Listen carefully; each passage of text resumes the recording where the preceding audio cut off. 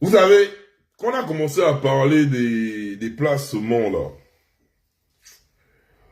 je vous l'avais dit ici, là, on vous l'avait dit parce que je n'étais même pas seul, j'étais avec Steph, que l'usage de votre corps, ça ne me dérange pas. Moi, personnellement, moi non. Ce que vous faites de votre corps, qu'on vous cabine dessus, tous les lives que vous voulez, c'est votre corps, vous en faites. C'est votre corps, vous en faites ça, c'est comme vous voulez. Moi, c'est pas mon balaba.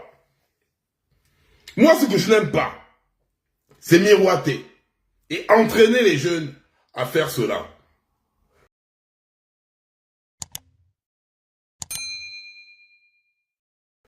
On était assis tranquillement.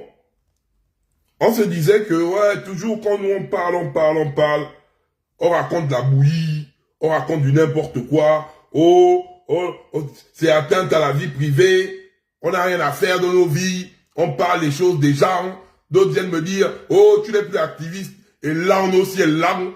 Quand j'ai fait les vidéos, je nique le système là, je te vois partager ça. Maintenant quand on parle des choses que tu fais en cachette, tu n'es plus activiste, c'est toi qui m'as donné la fonction là, c'est dans le quiz que tu m'as donné ça, le con. Donc, je suis là posé, on se dit que ouais, les gens ont compris. Et vous êtes tombé sur la vidéo là d'abord. La deuxième fille, c'est qui? Non. La première fille, c'est Lucrèce. La deuxième fille, c'est qui? La deuxième fille, j'ai placé. Oui, avec le monsieur. Son nom, c'est quoi? Fais vite. Tranquillement. On ne va pas t'échapper. Mais dis son nom.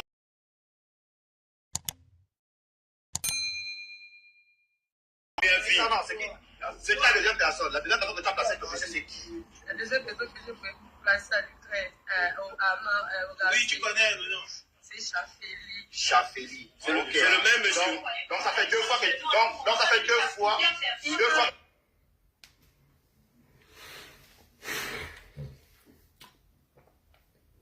Avant de commencer, de continuer, on va mettre d'abord les notes de Okan. C'est dépassé. On va écouter d'abord, hein, après je vais continuer, je vais balconiser. On va l'écouter d'abord. On fait monter, descendre. Jusqu'à ce que ces fois-là, voulait me verser la vieille, là, l'eau chaude, elle a commencé à citer maintenant tous les noms, j'avais pitié d'elle. Je te jure. Quand tu vois, c'est moi qui filme. Oh non, j'ai dit que vous avez eu. Quelle petite fille comme ça, là, qui a voulu gaspiller. Ça qui mal au cœur.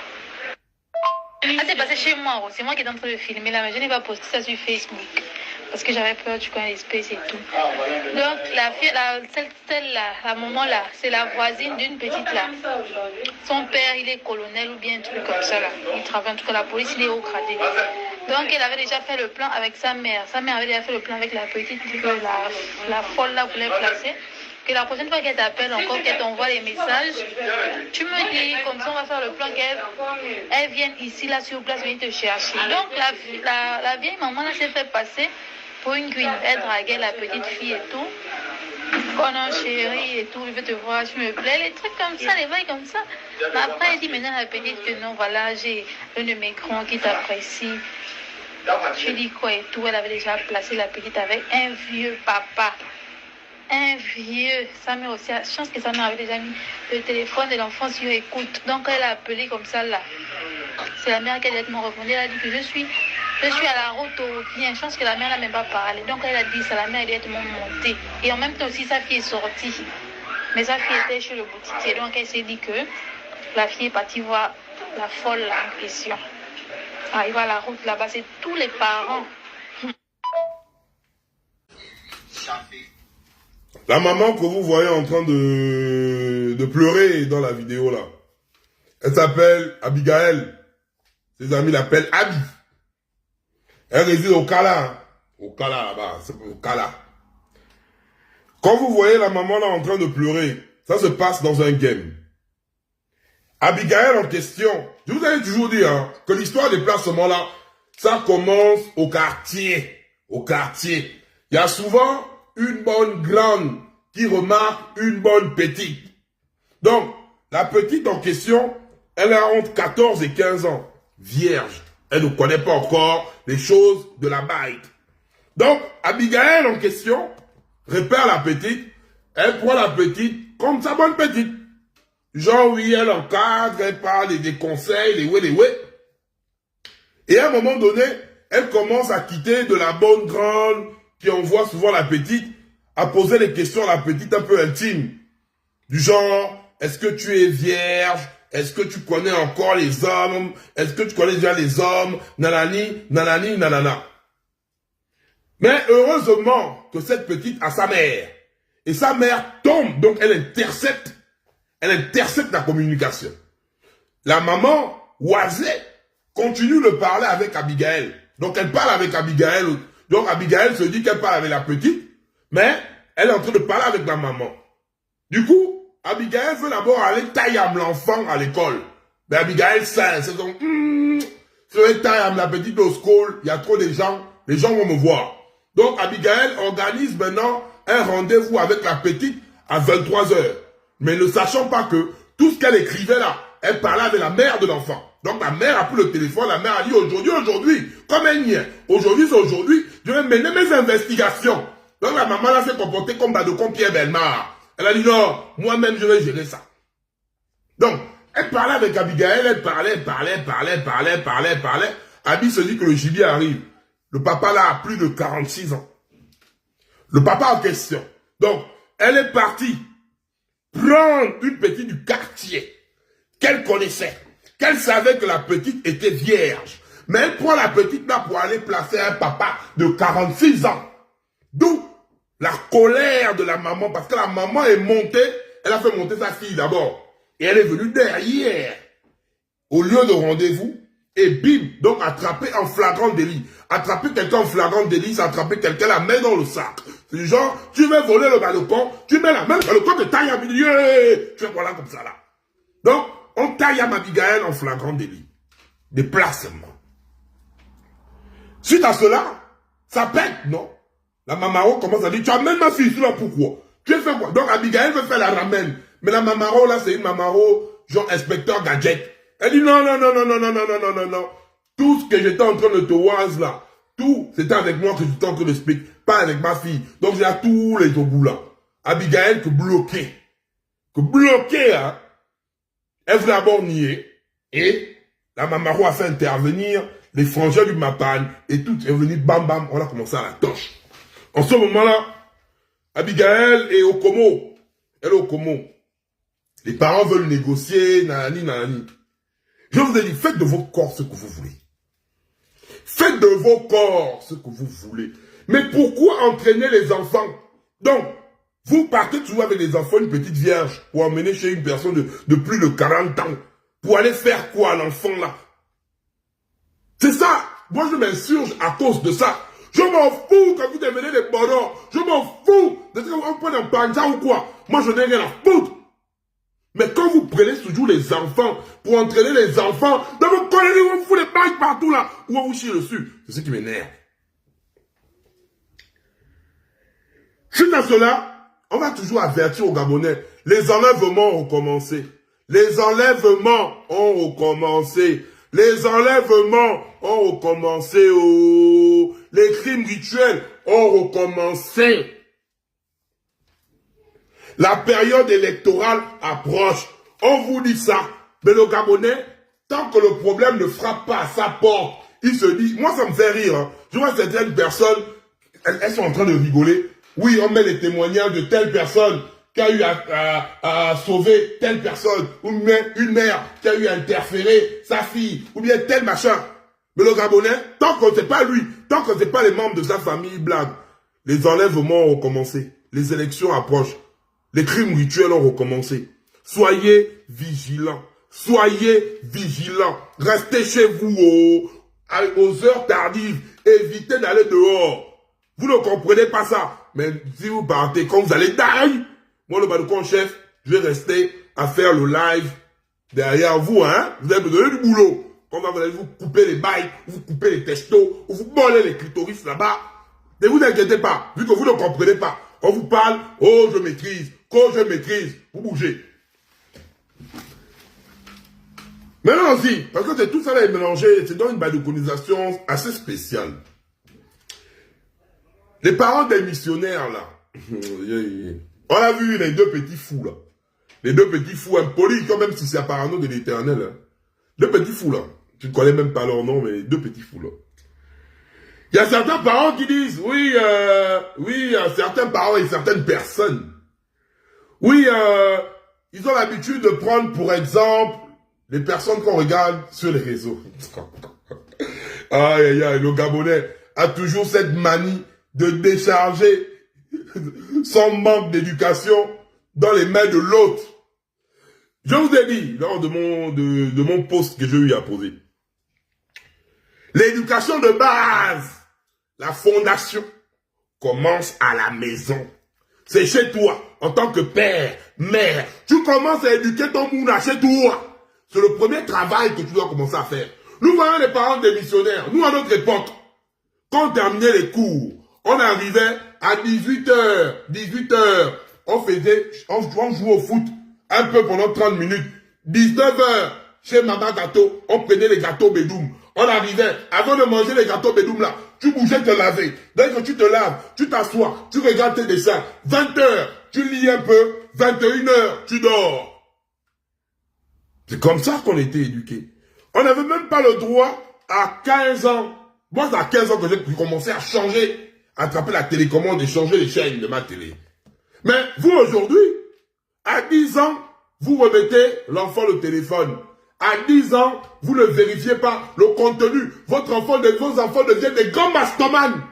À 10 ans, les enfants là regardent les Bax, les Kidnap Bax. Ils regardent les Bax dans leur téléphone là.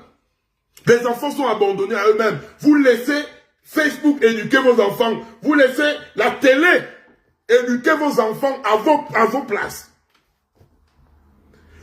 Quel enfant de 14 ans ou de 13 ans peut avoir un téléphone sans paramétrer son téléphone? Donc vous voulez me dire, moi le balcon en chef, je dois changer ma façon de véhiculer. Bon, mais moi, mon message c'est pour les adultes. Mon message c'est pour les maudits. Mon message c'est pas pour les enfants. Donc c'est toi qui dois bloquer ton enfant. Tu dois faire en sorte que ton enfant ne kiffe pas le balcon en chef. Parce que, les mots que le balcon en chef balance là-bas, c'est les mots qui troublent. C'est trouble à l'audition. C'est trouble à l'audition. C'est toi qui dois faire ça. C'est pas moi le balcon en chef. Je dois changer ma manière de parler parce que tu as pris le téléphone là. Il n'y a pas de code. Il n'y a rien. Tu as donné à l'enfant. On ne fait même plus les jeux de société avec nos enfants. Même les jeux de société, on ne fait plus. Tu prends le téléphone, tu mets quoi? Peppa Pig. Tu mets piou. Tu prends les trucs, tu mets que les dessins. Même les jeux de société avec nos enfants pour dire que oui, on va prendre ça, on va coller, on va nanani, on va jouer. C'est ça. Il n'y a plus de ça. Regardez, à notre époque, regarde, je vous parle ça même. Même aujourd'hui, pour ton petit frère. À notre époque, quand on regardait les films, les scènes qui étaient torrides, que tu sens que là, on embrasse. Nous, on faisait quoi à notre époque? On était comme ça là. Tu regardais comme ça là. Tu regardais comme ça. Mais les enfants d'aujourd'hui, donc il est bien là. Hein. Il regarde comment on bécote devant les parents. Devant les parents, nous là, quand la scène devenait un peu bizarre, tu fais ça. Tu sens que tu as envie de regarder, mais tu sens que ta mère te regarde du coin de l'œil. Hein. Elle sent que si tu tournes le regard là pour regarder ça là, ta mère va te faire du mal. Mais nous on était là. Tu sens que tu veux regarder, mais tu es bloqué. Tu sens que... là. Mais les enfants d'aujourd'hui là, la scène là, ils regardent du début à la fin, ils ne bougent pas.